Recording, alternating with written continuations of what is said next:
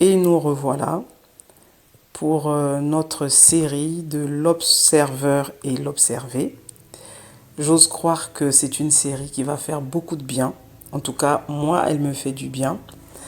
Et j'ose croire que ça va vous permettre vraiment de sortir de cette illusion de la séparation entre vous et votre source, entre vous et le Créateur. Et ça va vous faciliter la vie. En tout cas, je le crois. Je le crois fortement.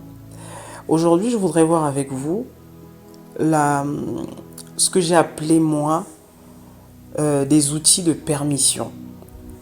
Vous allez comprendre, alors que je vais expliquer, je vais donner des exemples, vous allez comprendre pourquoi j'appelle ça des outils de permission. On a vu et on a tous expérimenté cela, parce que pour la plupart de nous tous, on vient d'une religion, on vient de quelque chose. On nous a appris donc cette séparation d'avec le tout, cette séparation d'avec Dieu, et on a créé des intermédiaires. On a créé cette espèce de trait d'union qu'on est obligé d'aller chercher, parce que derrière il y a cette idée, il y a cette croyance selon laquelle Dieu est trop saint, Dieu est trop pur pour que nous, pauvres pécheurs, puissions l'approcher en fait. Vous voyez, derrière, c'est cette notion de la pureté de Dieu. Dieu, il est tellement pur, il est tellement saint, éclatant de sainteté, qu'on ne peut pas l'approcher si facilement. Donc on a créé toutes sortes d'intermédiaires. Donc ça passe par les saints, ça passe par des amulettes, ça passe par des hommes, ça passe par des prières, des litanies, ça passe même par certains sacrifices. Tout ce qui finalement va être entre toi et celui que tu appelles ton créateur. Moi, je vais appeler ça des outils de permission. On n'a pas tous les mêmes croyances. Et ça fait partie du jeu. Je ne le répéterai jamais assez. Ça fait partie du jeu. Il n'y a rien qui n'est pas sa place, en fait. Parce que il faut aller au bout de notre pensée. Il faut aller au bout de notre réflexion. Tu ne peux pas penser, tu ne peux pas croire en un Dieu infini et imaginer que ta vie ou la création s'arrête à ce que tu vois. Donc il faut aller jusqu'au bout. Donc si tu parles de l'infini, ça veut dire que ça n'a ni commencement ni fin. Et si ça n'a ni commencement ni fin, ce que tu imagines existe, mais au-delà de ce que tu imagines, ça existe aussi. C'est-à-dire ce que ton mental ne peut pas imaginer existe aussi. Ça, c'est quand on veut être cohérent dans sa façon de voir les choses. D'accord ? Donc, tout ce que tu as créé, qui est devenu un intermédiaire, tout ce en quoi tu crois, qui est devenu un intermédiaire entre toi et ta source, moi, j'ai appelé ça des outils de permission. On n'a pas donc tous les mêmes croyances. Pour d'autres, ça va être, on va croire en tel saint, on va croire en tel prophète, on va croire en la petite amulette que nous a laissé le grand-père, on va croire en ce petit vêtement que nous a laissé notre grand-mère, on va croire en, j'en sais rien, en une plante, peu importe. Vous pouvez vous l'illustrer comme vous voulez, en fonction de ce que votre esprit peut accepter ou non. Ça ne change pas grand-chose quant au résultat. Ces outils de permission ne sont que, donc comme son nom l'indique, donc des outils, des canaux qui passent par vos croyances pour pouvoir atteindre qui vous êtes. En gros, d'accord ? Mais en réalité, le canal en lui-même, l'outil en lui-même n'a aucun pouvoir. Je répète, comme son nom l'indique, ce n'est qu'un outil. Tu vas prendre ton chapelet, peu importe qu'il soit catholique ou autre, j'en sais rien. Tu vas prendre ton chapelet. Le chapelet en lui-même, tu peux le brûler au feu, il va se réduire en cendres. Il n'y a pas un esprit qui va sortir de ce chapelet. Ça, une fois de plus, si tu crois en cela, c'est ta croyance. Après, tu es libre de croire en ce que tu veux. Mais le chapelet en lui-même n'a aucun pouvoir sur ce que tu peux demander, sur ce que tu peux vouloir qui se manifeste dans ta vie. Le chapelet en lui-même, il est neutre. Il commence à prendre tout ce côté sacré que tu lui donnes en fonction de la définition que tu lui donnes. Si tu penses que c'est un outil qui est hyper dangereux, qui est hyper puissant, qui fait des miracles, tu vas expérimenter des choses dans ce sens-là.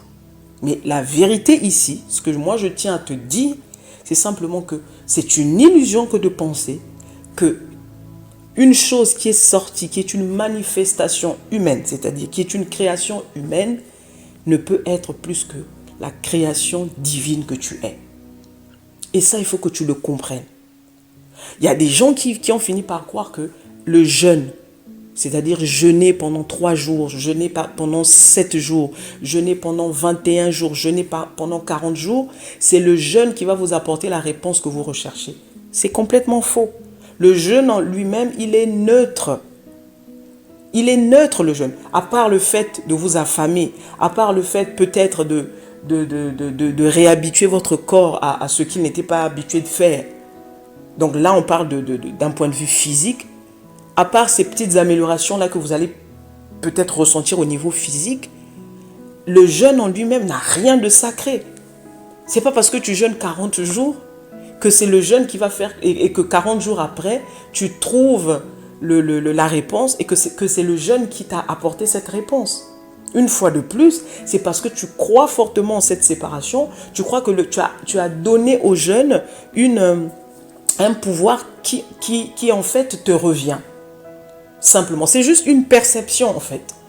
C'est juste une perception. Je vais encore plus loin. Les gens par exemple qui se disent tiens, on va aller prier à la montagne, on va s'éloigner un petit peu de la civilisation, on va aller là où il n'y a pas de bruit, parce que là-bas, Dieu va nous écouter, Dieu va nous entendre, ce problème-là, on va trouver notre solution à ce problème et tout ça. Mais en réalité, la montagne en elle-même, qu'est-ce qu'elle a de spécifique? Il y a des gens qui vont camper dans les montagnes. C'est un endroit comme tout autre. Mais le problème, c'est une fois de plus la définition que tu lui as donnée. Comprends ici que tu es le maître, que c'est toi qui donnes aux choses le pouvoir qu'elles ont ou qu'elles n'ont pas. Donc la montagne, les gens en réalité, c'est quoi? C'est parce que dans la religion, on nous a expliqué, raconté des histoires où les prophètes, il y avait certains prophètes qui allaient à la montagne pendant quelques jours et c'est là où ils avaient entendu Dieu, patati patata, à l'image de Moïse par exemple. Donc ça vient de là, toutes ces choses-là. Mais en réalité, la montagne elle-même, elle n'a rien de sacré. La montagne, c'est comme si tu étais chez toi, c'est exactement pareil. C'est exactement pareil. Sauf que moi, je vais vous donner l'explication de la montagne. La montagne, quand tu vas à la montagne, en fait, qu'est-ce que tu es en train de vouloir faire? Souvent, on rentre dans cette espèce de train-train quotidien où le mental parle. Parce que le mental, il parle. Le mental parle. Et des fois, on a du mal à revenir à soi. Des fois, on a du mal à écouter parfois cette voix intérieure de ta source, de Dieu, qui veut parfois te communiquer des messages, qui veut parfois te donner parfois la direction de ceci ou de cela. Mais tu ne peux pas entendre parce que tu es trop occupé à faire telle chose, à aller dans telle direction. Donc la montagne à ce moment-là, c'est quoi? C'est simplement le fait de s'éloigner un peu de son train-train quotidien, de s'éloigner un peu de toute cette espèce d'automatisation dans laquelle on est, dans nos vies respectives, de sortir un peu de ce train-train-là et d'aller là où en fait tu es face à toi-même, là où en fait tu es face à toi-même, tu deviens comme un avec la nature. Donc le seul bruit que tu vas entendre, c'est peut-être éventuellement le bruit des oiseaux ou celui du vent. Et donc ça vous permet de mieux vous recentrer sur vous-même. Ça vous permet de mieux vous écouter. Ce que vous n'arrivez pas forcément à faire quand il y a des enfants à gérer, il y a le mari ou la femme à gérer, il y a les affaires, vous voyez, c'est pour ça que les gens partent en retraite. C'est pas parce que à cette montagne il y a des choses exceptionnelles. Maintenant, effectivement, on a créé des mythes. Ah, à cette montagne, quand tu y vas, quel que soit le problème, quand tu reviens avec ta réponse. Oui, tu reviens avec ta réponse parce que tu as été connecté à toi-même. Tu reviens avec ta réponse parce que là-bas, tu t'es enfin écouté. Tu reviens avec ta réponse parce que là-bas, tu as finalement, comme on dit, tu t'es autorisé ce que tu ne t'autorises pas dans ta vie de tous les jours. C'est là le mystère de l'homme. C'est là le mystère de l'homme. Parce qu'à chaque fois que tu vas mettre un intermédiaire avec Dieu, tu restes limité. Tu penses toujours que mon salut vient de quelque part, mon salut vient de quelqu'un, je dois attendre avant de faire ceci, il faut que je jeûne avant d'avoir telle réponse, il faut que je prie 3 jours avant d'aller demander ce travail. Vous voyez, toute cette façon religieuse d'essayer de faire les choses, c'est ce qui fait que tu perds du temps inutilement, même si le temps en soi n'existe pas, mais c'est une façon de parler. D'accord? Donc en fait, ce qui est là, ce que tu dois comprendre, ces outils ne sont que des outils de permission, comme je les ai appelés, pour te rappeler que le pouvoir opérant ici, c'est toi. Toi, tu vas utiliser cet outil au milieu entre ta source et toi, mais qui va simplement être comme un filtre, comme une vitrine en fait. Mais en réalité, tu restes la source de ce qui va se voir de l'autre côté de la vitrine. Tu restes la source. Lui au milieu, ben, c'est toi qui l'as mis là en fait. Donc tu peux croire au saint. Ah, moi je vais prier tel saint. C'est le saint qui va m'apporter la réponse. Ben, tellement tu crois que ce saint peut te donner la réponse, mais il va t'apporter des réponses. C'est en cela que ton choix est délibéré en fait. Il va t'apporter les réponses que tu recherches. Il va t'apporter, entre guillemets, la solution que tu recherches. Mais ce n'est pas lui en tant que lui. C'est toujours toi. Parce que c'est ta foi qui est actionnée ici.